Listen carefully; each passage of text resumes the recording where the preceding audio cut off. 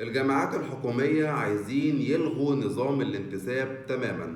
تعال اقول لك ايه اللي حصل. الجامعات الحكومية عايزة تلغي نظام الانتساب خاصة في الكليات النظرية زي تجارة وآداب وخدمة اجتماعية ودار علوم.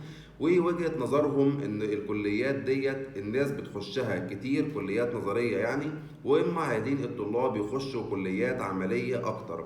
طبعا هم قللوا نظام الانتساب بنسبة 40% السنة اللي فاتت، وهيقللوها السنة اللي جاية ديت أو السنة اللي احنا فيها بنسبة 30%.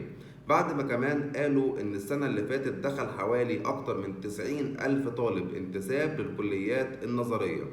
وجهة نظرهم ليه مش عايزين الطلاب يخشوا كليات نظرية ويخشوا كليات عملية. وجهة نظرهم إن الطالب اللي بيخش كلية نظرية هيطلع مش هيلاقي شغل.